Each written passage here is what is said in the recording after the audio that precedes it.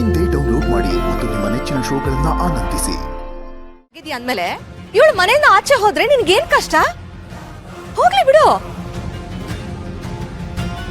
ಛೇ, ಇವಳು ಶರತ್ನ ಸಿಕ್ಕಾಕ್ಸ್ಬಿಟ್ಲು. ಈಗ ಶರತ್ ದುರ್ಗನ್ನ ತಡಿಯಕ್ಕಾಗಲ್ಲ. ನಾನು ಏನಾದ್ರೂ ಮಾಡ್ಬೇಕು. ಬಾರೆ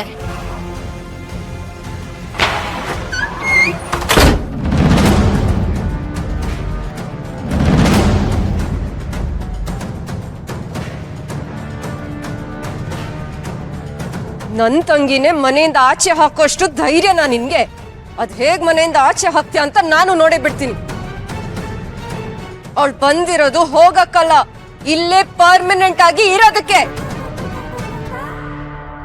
ಅಯ್ಯೋ, ಇದಕ್ಕಿದ್ದಾಗೆ ಡೋರ್ ಹಾಕೊಂಡ್ಬಿಡ್ತಲ್ಲ. ಅಂಬಿಕಾ ಏನಾದ್ರೂ ಇಲ್ಲ ಇಲ್ಲ, ಅವಳಿಗೆ ಈ ಮನೆ ಒಳಗಡೆ ಬರಕ್ಕಾಗಲ್ಲ. ಅಕಸ್ಮಾತ್ ಬಂದ್ರೂ ಕೂಡ ಅವಳು ಈ ದುರ್ಗನ್ಗೆ ಯಾಕೆ ಹೆಲ್ಪ್ ಮಾಡ್ತಾಳೆ? ಏಯ್, ಬಾಗ್ಲು ಹಾಕೊಂಡಿದ್ದ ಮಾತ್ರಕ್ಕೆ ನಿನಗೆ ಈ ಮನೇಲಿ ಉಳ್ಕೊಳ್ಳೋದಕ್ಕೆ ಅವಕಾಶ ಸಿಕ್ಕಿದೆ ಅಂತ ಅನ್ಕೋಬೇಡ.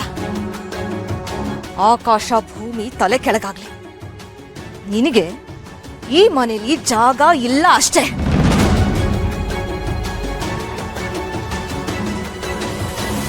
ನಡಿ. ಸಾಕು, ನಿಲ್ಸಿ.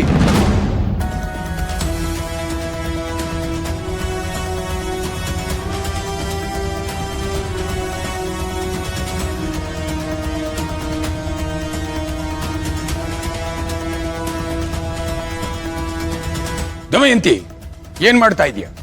ಅಣ್ಣ, ಈ ದುರ್ಗ ನಮ್ಮನೆಗ್ ಕಾಲಿಟ್ಟಾಗಿಂದ ನಮ್ಮನೆಗ್ ನೆಮ್ಮದಿನೇ ಇಲ್ಲ ಅನ್ನೋ ಹಾಗಾಗಿದೆ. ಅದಕ್ಕೇನು? ದುರ್ಗಾನ ಮನೆಯಿಂದ ಹೊರಗಾಕೋ ಅಧಿಕಾರ ಯಾರು ನಿನಗೆ ಕೊಟ್ರು? ಅಲ್ಲ ಅಣ್ಣ, ಅದು ಮೊದ್ಲು ಅವಳು ಕೈ ಬಿಡು. ಬಿಡು ಅಂತ ಹೇಳಿದೆ.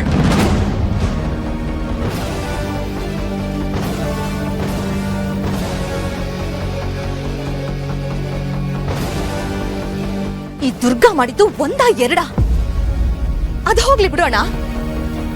ಆದ್ರೆ ಮಾಯಾ, ಅವಳು ಯಾವ ತಪ್ಪು ಮಾಡಿದಾಳೆ ಅಂತ ಅವಳಿಗೆ ಇಷ್ಟು ದೊಡ್ಡ ಶಿಕ್ಷೆ ಹೇಳು? ಪಾಪ, ಅವಳು ತನ್ನ ಮದ್ವೆ ಬಗ್ಗೆ ಎಷ್ಟೆಲ್ಲ ಕನ್ಸು ಕಟ್ಕೊಂಡಿದ್ಲು.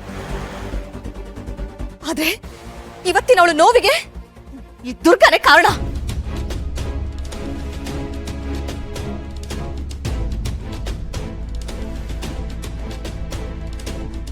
ಮಾಯಾ, ಏನೆಲ್ಲ ಆಯ್ತು ನೋಡು. ಇದರಲ್ಲಿ ನಿಂದು ಯಾವ ತಪ್ಪು ಇಲ್ಲ. ನೀನು ಇನ್ನೋಸೆಂಟ್. ಆದ್ರೆ ನಮ್ಮ ಷರತ್ತಿಗೆ ನೀನು ಹೆಂಡತಿ ಆಗ್ಬಾರ್ದು ಅಂತ ಆ ವಿಧಿ ನಿರ್ಧಾರ ಮಾಡಿತ್ತು ಅಂತ ಕಾಣುತ್ತೆ. ಆ ನಿರ್ಧಾರನ ತಪ್ಪಿಸೋದಕ್ಕೆ ವಿಧಿ ಕೈಯಿಂದಲೂ ಸಾಧ್ಯ ಆಗ್ಲಿಲ್ಲ. ಅದು ನಿಜಾನೇ ಆಗಿದ್ದಿದ್ರೆ ಇವಳು ಮದ್ವೆ ವಿಷಯ ಮಂಟಪದವರೆಗೂ ಹೋಗ್ತಾನೆ ಇರ್ಲಿಲ್ಲ ಅಣ್ಣ. ದಮಯಂತಿ, ನಿಂದು ಇತ್ತೀಚೆಗೆ ಅತಿ ಆಗ್ತಾ ಇದೆ. ಯಾರೆಲ್ಲಿರ್ಬೇಕೋ ಅಲ್ಲಿದ್ರೆ ಒಳ್ಳೇದು.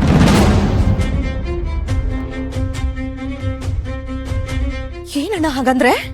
ಮೊದಲನೇದಾಗಿ ಶರತ್ ಮಾಯಾ ಜಾತಕ ಹೊಂದಾಣಿಕೆ ಆಗ್ಲಿಲ್ಲ. ಇವರಿಬ್ರು ಮದ್ವೆ ಆದ್ರೆ ದೊಡ್ಡ ಅನರ್ಥನೇ ಆಗೋಗುತ್ತೆ.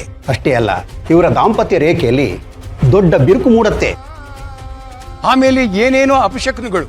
ಮೊದಲು ಲಗ್ನ ಪತ್ರಿಕೆ ಸುಟ್ಟೋಯ್ತು. ಲಗ್ನ ಪತ್ರಿಕೆಯಲ್ಲಿ ದುರ್ಗಾ ಹೆಸರು ಪ್ರಿಂಟ್ ಆಗಿತ್ತು. ಚಿರಂಜೀವಿ ಸೌಭಾಗ್ಯವತಿ ದುರ್ಗಾ. ಮದುವೆ ಶಾಸ್ತ್ರ ಎಲ್ಲ ನಡೆದಿದ್ದು ದುರ್ಗಾ ಜೊತೆ.